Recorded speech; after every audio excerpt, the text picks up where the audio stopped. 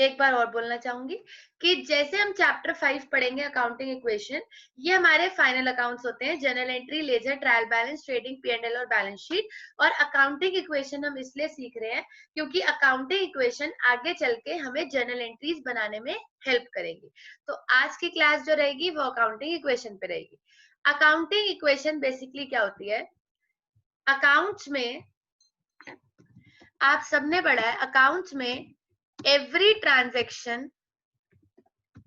has minimum 2 aspects।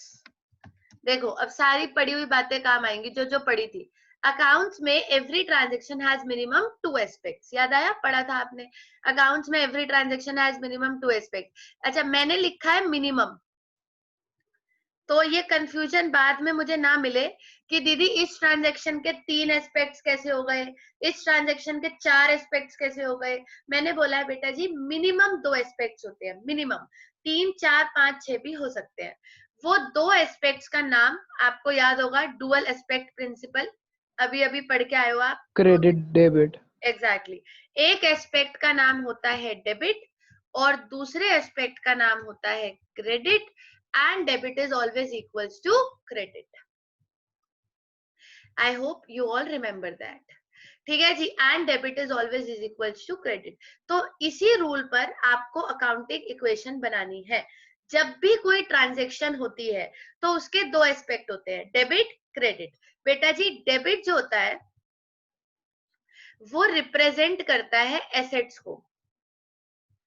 Debit जो होता है, अच्छा, डेबिट जो होता है वो रिप्रेजेंट करता है एसेट्स को।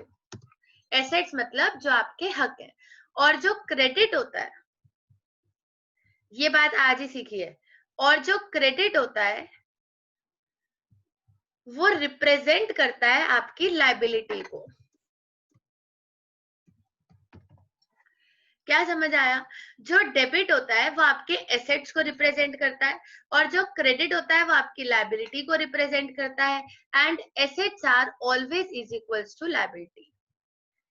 एसेट्स आर, भाई जब डेबिट और क्रेडिट बराबर होते हैं और डेबिट एसेट्स को रिप्रेजेंट करता है, क्रेडिट लायबिलिटी को रिप्रेजेंट करता है, तो फिर तो एसेट और लायबिलिटी भी इक्वल हो गए। ठीक है, अब इसे थोड़ा और एक्सप्लेन करती हूँ। एसेट्स मतलब assets, assets is equals to, लेकिन चलो ऐसे नहीं करेंगे, इसको ऐसे करेंगे। एसेट्स की जगह तो एसेट आ गया, लेकिन जो लायबिलिटीज होती है वो 2 तरीके की होती हैं। बहुत ध्यान से सुनते चलना। जो लायबिलिटीज होती है वो 2 तरीके की होती है। एक होती है इंटरनल लायबिलिटी, ठीक है जी, और एक होती है एक्सटर्नल। आपने तो दीदी करंट नॉन करंट पढ़ाया था, करंट नॉन करंट भी होती है बच्चे, वो एक्सटर्नल के अंदर होती है। लेकिन वैसे लायबिलिटीज 2 टाइप की होती है, एक होती है इंटरनल, एक होती है एक्सटर्नल। ठीक है जी, इंटरनल लायबिलिटी क्या होती है? याद है आपको? Assets is equals to internal plus external liability. अगर मैं दोनों टाइप्स की लायबिलिटी को प्लस कर दूं, बहुत ध्यान से एक एक वर्ड। कैपिटल। हाँ जी, इंटरनल लायबिलिटी, इंटरनल लायबिलिटी। और वो वाली लायबिलिटी हमारी कौन सी है? External liability. चलिए अब ध्यान से सुनिए, क्या समझाना चाह रही हूँ आपको कि आपने ये पढ़ा था कि अकाउंट्स में हर ट्रांजैक्शन के 2 एस्पेक्ट्स होते हैं, डेबिट और क्रेडिट। और डेबिट और क्रेडिट आपस में हमेशा इक्वल होते हैं, इतना तो आपने पढ़ा था। जो डेबिट होता है वो एसेट्स को रिप्रेजेंट करता है और जो क्रेडिट होता है वो लायबिलिटी को रिप्रेजेंट करता है। तो इसका मतलब ये है कि अकाउंट्स में जो भी ट्रांजेक्शन होती है, अकाउंट्स में जो भी ट्रांजेक्शन होती है उसके रिजल्ट में, अकाउंट्स में जो भी ट्रांजेक्शन होती है उसके रिजल्ट में डेबिट हमेशा क्रेडिट के बराबर होता है। अगर डेबिट एसेट्स को रिप्रेजेंट करता है और क्रेडिट लायबिलिटी को, तो इसका मतलब है कि एसेट्स और लायबिलिटीज भी हमेशा बराबर होते हैं। अगर एसेट्स और लायबिलिटीज हमेशा बराबर होते हैं तो एसेट्स की जगह तो एसेट्स ही रहेगा, लेकिन लायबिलिटी 2 तरीके की होती है, एक होती है इंटरनल लायबिलिटी, एक होती है एक्सटर्नल लायबिलिटी। इंटरनल लायबिलिटी वो होती है बेटा जी जो ओनर के टूवर्ड्स होती है, याद है, ओनर और बिजनेस अलग है। जो पैसा ओनर बिजनेस में लगाएगा उसको कैपिटल बोलते हैं, और वो भी बिजनेस के लिए लायबिलिटी मानी जाती है। तो इंटरनल लायबिलिटी किसका नाम होता है? कैपिटल का। मेरे वर्ड्स को बहुत ध्यान से सुनना पड़ेगा। एक्सटर्नल लायबिलिटी मतलब लायबिलिटी, तो यानी कि इंटरनल लायबिलिटी का मतलब होता है जो पैसा ओनर लगाता है, जिसे हम क्या बोलते हैं? कैपिटल। प्लस इधर वाली लायबिलिटी तो है ही, ये तो एक्सटर्नल लायबिलिटी है ही, और इसके अलावा कैपिटल प्लस लायबिलिटी हो गया बेटा जी। और इसके अलावा इधर क्या आएंगे? एसेट्स तो एज इट इज एसेट्स ही होते हैं। ये मेरी इक्वेशन बन गई, देखो फटाफट इसको ध्यान से। ये होती है accounting equation, assets is equals to capital plus liability. ध्यान से देखना इसको, अभी एक्सप्लेन करती हूँ। Assets is equals to capital plus liability. अब शुरू से चेन को लेके आओ, बताओ हर ट्रांजेक्शन के मिनिमम कितने एस्पेक्ट होते हैं? दो। एक का नाम डेबिट, एक का नाम क्रेडिट। डेबिट मतलब एसेट्स, क्रेडिट मतलब लायबिलिटी। तो एसेट्स की जगह एसेट्स आ गए, लेकिन लायबिलिटी दो तरीके की होती है, एक होती है इंटरनल लायबिलिटी, एक होती है external liability.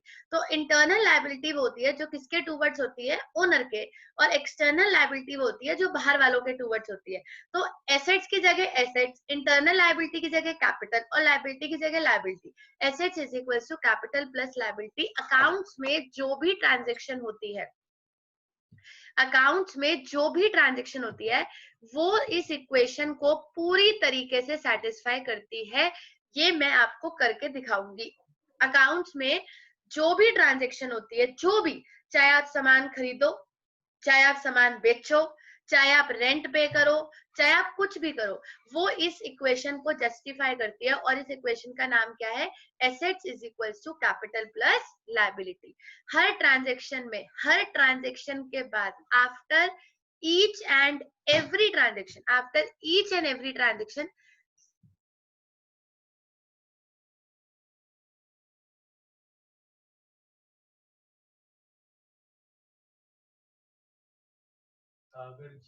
after every transaction, after every transaction, assets are always is equals to capital plus liability. हम इस चीज को प्रूफ करेंगे, अभी हम सिर्फ बात कर रहे हैं। अब अगले स्टेप में हम इस चीज को प्रूफ करेंगे that after every transaction assets are always is equals to capital plus liability. After every transaction in accounts, assets are always is equals to capital plus liability. मैं ये चीज प्रूफ करती हूँ। अभी फिलहाल यहाँ तक कोई डाउट है तो बताओ, नहीं तो आप इसे फटाफट नोट करो, और अभी प्रूफ करते हैं। चलो बताइए जी, कोई डाउट है तो 1 मिनट दीजिएगा मुझे, आप इसे नोट करिएगा, मैं आपको प्रूफ करवाती हूँ।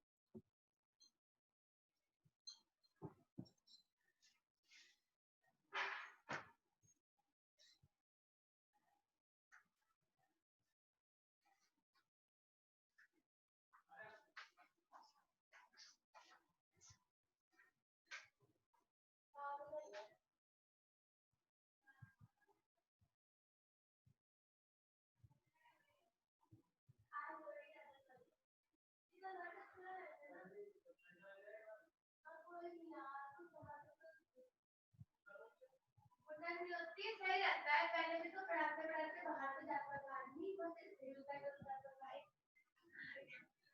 दिमाग की दही।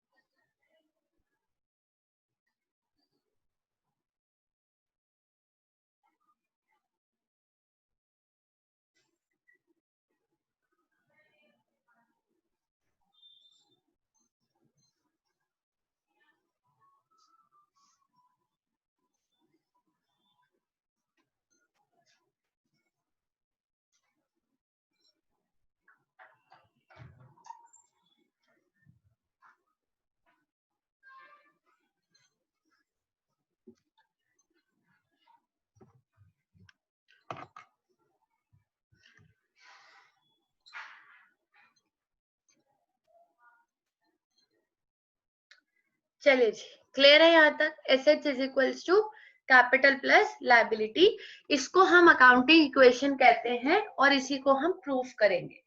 अकाउंटिंग इक्वेशन का फॉर्मेट बना लीजिएगा। नेक्स्ट पेज पे चलते हैं। नहीं समझ आया तो अभी आ जाएगा, टेंशन मत लो। 5 नंबर का न्यूमेरिकल आएगा इसका, तो अच्छे से सीखना है। फॉर्मेट बना लीजिए। सबसे पहले सीरियल नंबर, ट्रांजैक्शन, स्पेस देके एसेट्स, क्योंकि बेटा जी सारे ऐसे ऐसे ऐसे, स्पेस देके एसेट्स। थोड़े दिनों में हम बोर्ड पे कनेक्ट कर देंगे आपको, तो आपको बोर्ड दिखेगा, क्योंकि न्यूमेरिकल ऐसे कराने पॉसिबल नहीं होते। Serial number, transaction, assets. Assets is equals to, assets में सबसे ज्यादा स्पेस रहेगा। उसका रीजन ये है बच्चे, क्योंकि एसेट्स एक ही है और सारे एसेट्स मुझे इसी में लिखने हैं, तो मुझे एसेट्स में सबसे ज्यादा स्पेस देना है, सबसे ज्यादा। Assets is equals to capital plus liability. बताइए कोई डाउट है तो? ये फॉर्मेट है अकाउंटिंग इक्वेशन का। Serial number, transactions, assets is equals to capital plus liability.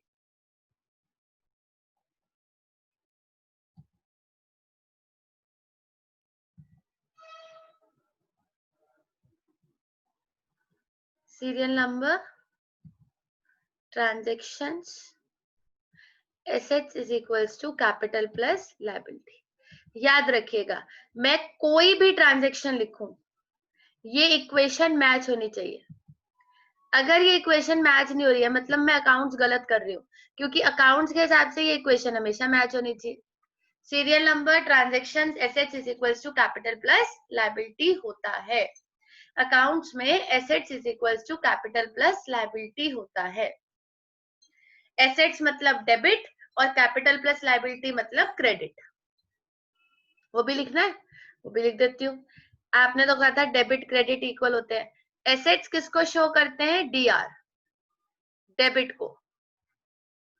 और कैपिटल प्लस लायबिलिटी किसको रिप्रेजेंट करते हैं? क्रेडिट को, सीआर।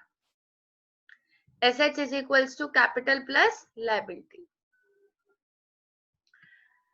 ठीक है जी, चलो पहली ट्रांजैक्शन लिखते हैं। सीरियल नंबर 1, सबसे पहली ट्रांजैक्शन। अब आप सोच के बताओगे, आप में से कोई बताएगा हर बिजनेस की सबसे पहली ट्रांजैक्शन क्या होती है आपके हिसाब से? नया नया बिजनेस खुला है, बिल्कुल नया नया। हाँ, बिल्डिंग। बिल्डिंग, चलो वेरी गुड। अच्छा, सब मुझे नहीं लगता, आपको लगता कि सबसे पहली ट्रांजैक्शन, जब बिल्डिंग खरीदने के लिए पैसे कहाँ से आएंगे, कौन लगाएगा? सोचो, मैं भी ओनर। सोचती हूँ। हाँ जी, बिल्डिंग खरीदने के लिए पैसे कौन लगाएगा? ओनर, ऐसा इनका कहना है। तो हर बिजनेस में सबसे पहली ट्रांजैक्शन होती है जब ओनर बिजनेस में पैसे इन्वेस्ट करता है, उसके आगे ही तो काम शुरू होता है। सबसे पहली ट्रांजैक्शन हमेशा हमेशा हर क्वेश्चन में यही होती है। इसके आगे आप जो कहोगे हम वो लिख देंगे, लेकिन सबसे पहली ट्रांजैक्शन हमेशा यही होती है। आप भी कॉपी में लिखो, 2 lakh rupees, 2 lakh invested by owner into the business। करिएगा नोट, पहली transaction 2 lakh rupees invested bye owner into the business. 2 lakh रुपए ओनर ने बिजनेस में लगाए। 2 lakh rupees invested bye owner into the business. हाँ जी, इस ट्रांजैक्शन के दो एस्पेक्ट बता सकते हो, एसेट है, कैपिटल है या लायबिलिटी है। सब लोग सोच लो धीरे से, आराम से, फिर बताना। ओनर ने 20 लाख रुपए बिजनेस में लगाए। हाँ जी हर्षिता, जो पैसा ओनर बिजनेस में लगाता है उसको क्या बोलते हैं? कैपिटल। Exactly, capital. जो पैसा ओनर बिजनेस में लगाता है उसको क्या बोलते हैं? कैपिटल। तो बेटा जी इनके हिसाब से कैपिटल में कितने रुपए आएंगे? 2 लाख। 2 लाख रुपए कैपिटल में आ जाएंगे। लेकिन आपको नहीं लगता कि ये तो एक ही एस्पेक्ट हुआ है, और कुछ भी हुआ है? एक तो ये कैपिटल है, एक एस्पेक्ट और सोचो, जल्दी जल्दी सोचो दिमाग में। एक तो बिजनेस में कैपिटल आई है, और दूसरा ओनर ने क्या इन्वेस्ट किया है? याद करो, सोचो, बी क्विक। मुझे देख लो, मेरे हाथ को देख लो, क्या बोलना चाह रही हूँ मैं कि ओनर ने बिजनेस में क्या मनी। इन्वेस्ट किया, मनी, एग्जैक्टली, यानी मनी मतलब कैश। ओनर ने बिजनेस में क्या इन्वेस्ट किया है, कैश। तो कैश बिजनेस के लिए क्या बन गया, एसेट। तो यहाँ पे मेरा एक छोटा सा एसेट शो किया जाएगा, जिस एसेट का नाम होगा कैश। कैश दिख रहा होगा आपको एसेट में, और इस कैश के अंदर मैं कितने रुपए प्लस करूंगी, 2 लाख। इस कैश के अंदर भी मैं कितने रुपए प्लस करूंगी, 2 लाख। देखो ध्यान से देखो, कुछ नहीं विजिबल हो रहा है तो बताइएगा। और यहां से भी मैं ये फेयर रफ वाला हटा देती हूँ, फेयर में लिखती हूँ। कैपिटल में भी मैं कितने प्लस करूंगी, 2 लाख। न्यूमेरिकल है तो मैंने फॉन्ट छोटा कर दिया था, इसलिए कैपिटल में 2 लाख। बताइए कोई डाउट है तो, जो भी डाउट है बताओ। इस ट्रांजेक्शन के 2 एस्पेक्ट क्या है, एक तो बिजनेस में कैश आया है, याद रखना, आप लोगों को ही बोलना है, आप ही बोलोगे accounts are always prepared from dash point of view. करिए इसे फिर जल्दी, business point of business. Exactly ये जो अकाउंटिंग इक्वेशन बन रही है, ये किसके पॉइंट ऑफ व्यू से बन रही है, सब लोग बोलो। वृंदा, ये जो अकाउंटिंग इक्वेशन बन रही है किसके पॉइंट ऑफ व्यू से बन रही है, नवजोत, बिजनेस के पॉइंट ऑफ व्यू से बन रही है। तो अगर ये बिजनेस के पॉइंट ऑफ व्यू से बन रही है और ओनर ने 2 लाख रुपए बिजनेस में लगाए, तो बिजनेस में पैसा आया कि गया, सोचो। ओनर ने 2 लाख रुपए आया। आया, तो किस फॉर्म में आया, कैश की फॉर्म में आया। तो एक तो मैंने कैश में 2 लाख रुपए प्लस कर दिए, और एक ये कैपिटल है तो कैपिटल में 2 लाख प्लस कर दिए। आप टैली कर लो, अगर ये ना मैच हो रही हो तो बताना, हमेशा मैच होगी। अब अगली ट्रांजेक्शन में आपकी मर्जी से लूंगी। पर बिजनेस के लिए तो वो लायबिलिटी हुई ना। हाँ तो लाइबिलिटी में डाला है ना बच्चे, ये रहा कैपिटल और लाइबिलिटी, दोनों लाइबिलिटी तो है। आप भूल गए, मैंने आपको स्टार्टिंग में बताया था। ठीक है ठीक है। फर्क ये है कि ये इंटरनल है, ये इंटरनल लाइबिलिटी है, और बेटा जी वो एक्सटर्नल लाइबिलिटी है। दोनों लाइबिलिटी है। Assets are is equals to liability. Capital internal liability है, वो एक्सटर्नल लाइबिलिटी है, दोनों लाइबिलिटी है। अब बताओ, अगर मैं कंपैरिजन करूं तो एसेट्स मेरे कितने के हो गए, 2 लाख। ये मैं इक्वेशन बना रही हूँ, जिन्हें नहीं पता होगा उनके लिए बता रही हूँ, किसी को भी नहीं पता, सब पहली बार पढ़ रहे हैं। इक्वेशन नंबर 1, इक्वेशन नंबर 1 क्या है, ये लाइनें आपको खींचने की जरूरत नहीं है। कैश 2 लाख का था, 2 लाख का आ गया, और कैपिटल भी 2 लाख की आ गई। आप देख सकते हैं कि 2 lakh is equals to 2 lakh. देख सकते हो आप, मैंने आपको कहा था कि चाहे कोई भी ट्रांजेक्शन हो, assets will always remain is equals to liability. बताइए, देखिए, पूछिए। Started business with cash, 2 lakh रुपए ओनर ने इन्वेस्ट करे बिजनेस में, तो बिजनेस में 2 लाख का कैश आया और 2 लाख की कैपिटल। तो कैश कैपिटल, हर ट्रांजेक्शन के 2 एस्पेक्ट होते हैं, और बेटा जी 2 तो होने ही चाहिए। अगर 2 एस्पेक्ट नहीं होंगे तो वो ट्रांजेक्शन ही नहीं होगी, अगर वो ट्रांजेक्शन नहीं होगी तो फिर तो वो अकाउंट्स में आएगी ही नहीं, फिर तो लॉजिक ही खत्म हो जाएगा। सोचो, अभी अभी बिजनेस स्टार्ट हुआ है। चलिए नेक्स्ट ट्रांजेक्शन आपके हिसाब से ले ले, थोड़ा इसका साइज तो अब बढ़ सकता है। नंबर 2, चलो अब आप बताओ क्या ट्रांजेक्शन करनी है। अब तो बिजनेस खुल गया, अब आप जो कहोगे वो कर देंगे। क्या खरीदे, सामान खरीदे, फर्नीचर खरीदे, बिल्डिंग खरीदे, जो आपका मन है वो बताइए, बी क्विक। स्टॉक। एक बार और, एक बार और शिवांश। स्टॉक। स्टॉक, चलो ठीक है, सबसे पहले हम स्टॉक खरीदते हैं। अभी अभी ओनर ने 2 लाख रुपए बिजनेस में लगाए हैं और ये चाहते हैं कि हम उससे स्टॉक खरीदें, तो लिखेगा ट्रांजेक्शन स्टॉक परचेज्ड। मैं तो आपको प्रूफ करके दिखा दूंगी, आप लिख लो स्टॉक परचेज्ड कॉस्टिंग 40,000 का खरीद लेते हैं, 2 लाख रुपए तो है हमारे पास। स्टॉक परचेज कॉस्टिंग 40,000, मैंने 40,000 रुपए का स्टॉक खरीद लिया। चलो अब बताओ, स्टॉक परचेज कॉस्टिंग 40,000, हमने 40,000 का स्टॉक खरीदा है, क्या आया क्या गया, सोच लीजिए तसल्ली से, आराम से। अगर बिजनेस 40,000 का स्टॉक खरीदता है तो तुरंत बिजनेस में क्या आया और क्या गया।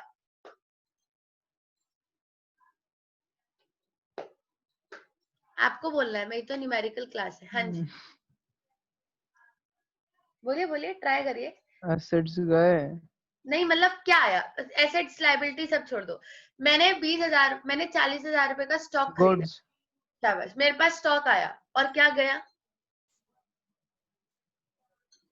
क्या गया, कुछ नहीं गया, कैश एग्जैक्टली मेरे पास 40,000 का स्टॉक आया और 40,000 कैश गया। अब बाकी आप सब सोच लीजिए, ऐसा ही हुआ अर्जुन, हर्षिता, नवजोत, शिवांश, वृंदा, ऐसे ही हो रहा है ना बेटा।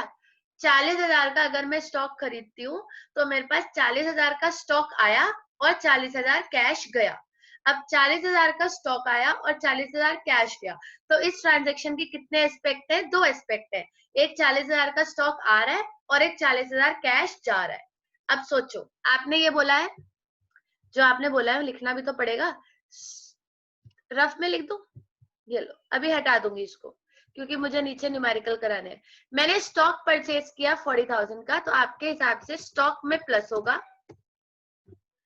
स्टॉक आ रहा है और कैश जा रहा है, तो कैश में क्या होगा, माइनस। नेक्स्ट लाइन में, हाँ जी बताइए हर्षिता, स्टॉक में प्लस होगा, कैश में माइनस होगा, इसमें कोई डाउट? नवजोत,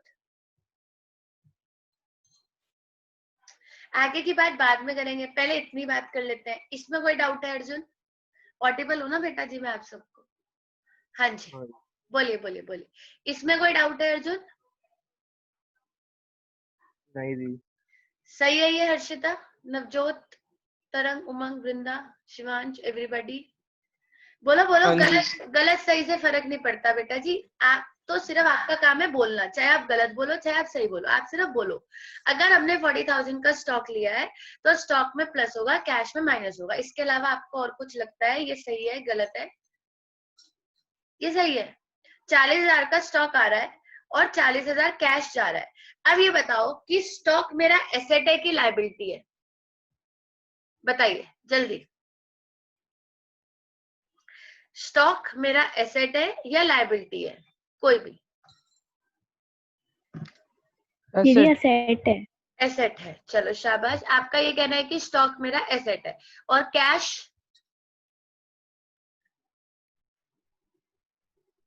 बोलो, जब तक आप बोलोगे नहीं हम आंसर आगे नहीं बढ़ा पाएंगे, आपको बोलना तो पड़ेगा ही। स्टॉक हमारा एसेट है, चलो Arjun cash, Shivansh cash, Shivansh cash हमारा एसेट है या लायबिलिटी है? लायबिलिटी। सोच लो, 1 मिनट देती हूँ आपको सोच।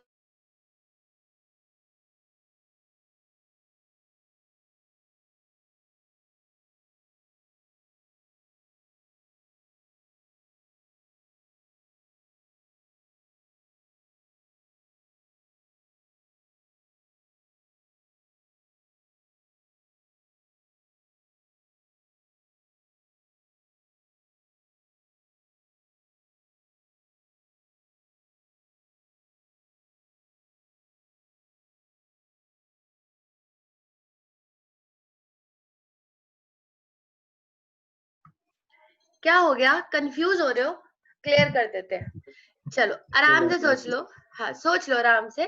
स्टॉक मैंने खरीदा है, एक बिजनेसमैन के लिए स्टॉक उसका हक है, कैश उसका हक है या कर्जा है, सोचिए जल्दी। एक बिजनेसमैन के लिए कैश उसका हक है, आपके पास, अच्छा चलो छोड़ो छोड़ो, आपके पास जो कैश पड़ा है वो आपका एसेट है लायबिलिटी है, पहले तो ये सोचो, उसके बाद कुछ और सोचिएगा। एसेट। एग्जैक्टली, तो बिजनेसमैन के लिए भी तो एसेट ही है बच्चे, इतना कंफ्यूज क्यों हो रहे हो? जो कैश उसके पास पड़ा है वो उसका एसेट है और जो स्टॉक उसने खरीदा है वो भी उसका एसेट है, तो एसेट में मुझे एक और एसेट बनाना पड़ेगा, कंफ्यूजन नहीं होना चाहिए, है तो एकदम से पूछ लेना, मुझे एक और एसेट बनाना पड़ेगा कैश के साथ प्लस स्टॉक। अभी तक मेरे पास एक ही एसेट था, अब मेरे पास एक और एसेट आ गया स्टॉक, तो मैंने कैश के साथ एक और एसेट बना लिया स्टॉक। कुछ गलत तो मेरे हिसाब से मैंने किया नहीं है, अगर आपको लग रहा है तो बताओ। इस स्टॉक में मैं 40,000 को क्या कर दूंगी, प्लस 40,000, और क्योंकि हर ट्रांजेक्शन के कितने एस्पेक्ट होते हैं, 2, तो 40,000 का स्टॉक आया है और कैश गया है, तो कैश में से मैं माइनस कर दूंगी 40,000। सीख जाओगे धीरे धीरे। तो आज की क्लास तो लगेगी ना बाबू सीखने में। दे देखो, अब बताओ क्या दिक्कत है। बताओ, 2 लाख का कैश पड़ा था जिसमें से 40,000 का स्टॉक खरीद लिया। कोई बता सकता है कि कैश कितने का बचा है, कितने का लिखना है अब जब हम इक्वेशन बनाएंगे तो। 2 लाख का था जिसमें से 40,000 का तो बाबू स्टॉक आ गया, अब कितने का बचा है? 1,60,000। 1,60,000। शाबाश, ऐसे बोलोगे तो तभी तो क्लियर होगा। इक्वेशन नंबर 2, 2 लाख का कैश पड़ा था, 40,000 का स्टॉक ले लिया, अब ये कितने का बचा है? 1,60,000 प्लस 1,60,000 प्लस स्टॉक तो 40,000 का हो गया है ना बेटा जी, क्योंकि ये तो जीरो में प्लस हुआ है। इज इक्वल टू, सोच समझ के बताना, कैपिटल में कोई चेंज है? 2 लाख कैपिटल में कोई चेंज है? सब लोग नहीं। बोलो बोलो, सब बोलो, सब। सिर्फ एक बच्चे को आंसर नहीं देना, वो तो दे ही रहे अपने पार्ट का आंसर। आपको क्या लग रहा है, कैपिटल में कोई चेंज हुआ है हर्षिता इस ट्रांजैक्शन से? नो दीदी। नहीं। शाबाश। Navjot, Arjun, Shivansh, be quick. No दी। कैपिटल एज इट इज कितनी रहेगी? 2 लाख। अभी भी आप देख सकते हो कि assets are always is equals to liability. अभी तो मैं आपको दिखा रही हूँ, क्वेश्चन तो मैंने अभी आपको कराया ही नहीं, अभी तो मैं आपको दिखा रही हूँ कि देखो ऐसा होता है। स्टॉक परचेज किया 40,000 का, तो स्टॉक में आ गया और कैश चला गया, स्टॉक में प्लस कैश में से माइनस, ठीक है जी। तो automatically assets are always is equals to capital plus liability, ठीक है जी। बिजनेस के लिए लायबिलिटी तभी बढ़ती है जब ओनर कुछ पैसा लगा रहा है। मतलब जब तक अगर हमें कुछ स्टॉक खरीदना है या कुछ भी हम खरीदेंगे, वो सब हम बिजनेस का वो एक एसेट ही माना जाएगा। अगर बेटा जी आप पैसे देके खरीद रहे हो तो स्टॉक, वैसे भी आपके पास जो स्टॉक आ रहा है दैट इज योर एसेट, क्योंकि अगर आप कोई सामान खरीदते हो तो वो आपका एसेट होता है। क्लियर? आपने गाड़ी खरीदी तो आपको क्या लगता है कि गाड़ी आप पे कर्जा है या आपका एसेट है? अब आप सोचो, आपने गाड़ी खरीदी, पैसे दिए, तो गाड़ी आपका क्या हुआ, एसेट हुआ या लायबिलिटी हुई? एसेट हुआ। तो बिजनेस का भी एसेट हुआ, बिजनेस ने ऐसा कौन सा गुनाह किया है? अगर आप कुछ खरीदो तो एसेट और बिजनेस कुछ खरीदे तो लायबिलिटी, ऐसा क्यों? अगर आप कुछ खरीदते हो तो वो एसेट। देखो, जिस चीज पे आपका हक है दैट इज योर एसेट। मैं तो 2 वर्ड्स बोल चुकी हूँ, जिस चीज पे आपका हक है दैट इज योर एसेट, जिस चीज पे आपका कर्जा है दैट इज योर लायबिलिटी। आपको सिर्फ हक और कर्जा देखना है, दैट्स इट। और assets are always is equals to capital plus liability. Liability वाली ट्रांजैक्शन भी करा देती हूँ मैं आपको, ये लो, आप मिस कर रहे हो, ये लो। थर्ड ट्रांजैक्शन में आपको लायबिलिटी वाली करा देती हूँ, आपको फर्क भी समझ आ जाएगा, सबको आ जाएगा इनफैक्ट। अभी तो सिर्फ देखना है, आज का काम कुछ सॉल्व करना नहीं है, आज का काम सिर्फ देखना है कि अकाउंटिंग इक्वेशन ये होती है। कल सोचेंगे कि कैसे करना है। ये देखो, स्टॉक परचेज्ड, मैंने बिल्कुल ऊपर वाले पॉइंट लिया, बिल्कुल ऊपर वाला। Stock purchase costing 20,000 on credit. Stock purchase, एक सेकंड मैं इसको थोड़ा सा सही कर दूं। Stock purchase, stock purchase costing 20,000 on credit. एक second,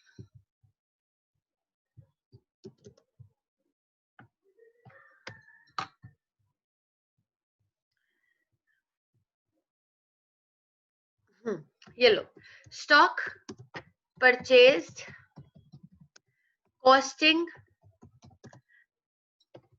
stock purchased costing 20,000 on credit. अब लगाओ दिमाग, इतने होशियार हो आप तो इतने सारे आंसर्स देते हो। लायबिलिटी एग्जैक्टली अब आपने स्टॉक खरीदा प्लस है। 20,000। हाँ, अब सोच समझ के बताना, सब लोग जैसे ये आंसर दे रहे हैं वैसे ही सबको देने हैं। स्टॉक आपने परचेज करा 20,000 का उधार। इस ट्रांजैक्शन के 2 एस्पेक्ट क्या है, सोच समझ के। क्या स्टॉक आ रहा है हर्षिता?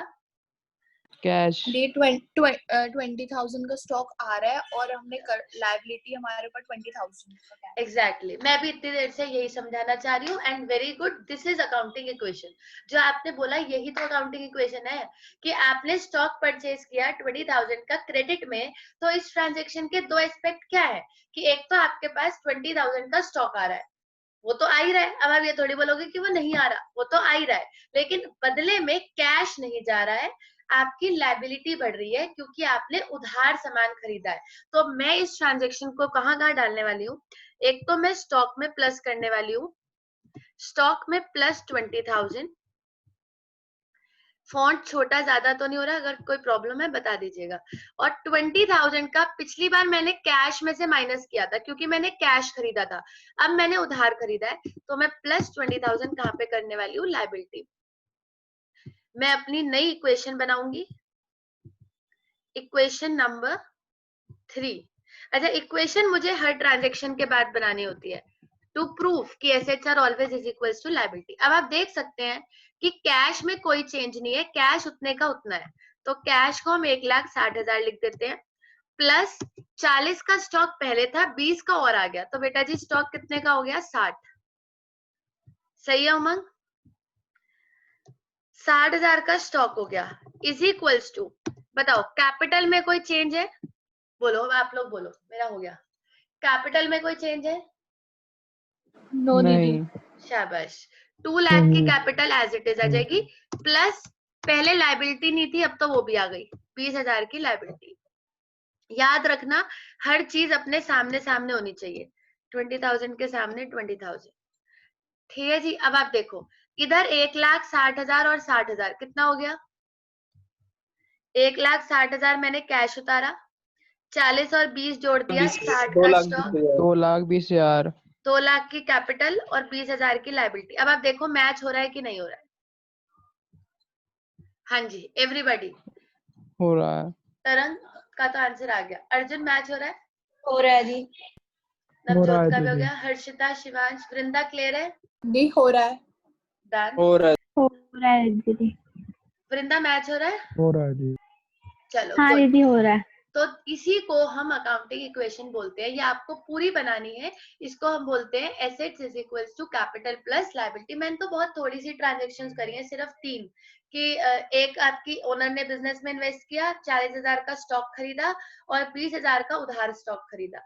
मैंने तो सिर्फ 3 ट्रांजेक्शन्स करी हैं। आपको जो क्वेश्चन मिलेगा उसमें बहुत सारी ट्रांजेक्शन्स होंगी और आपको अकाउंटिंग इक्वेशन बनानी है। याद रखना जो पिछला बैलेंस होगा वो आगे के लिए कैरी फॉरवर्ड होगा, इसको नोट करो। मैं आपको एक चीज और सिखाती हूँ, बी क्विक।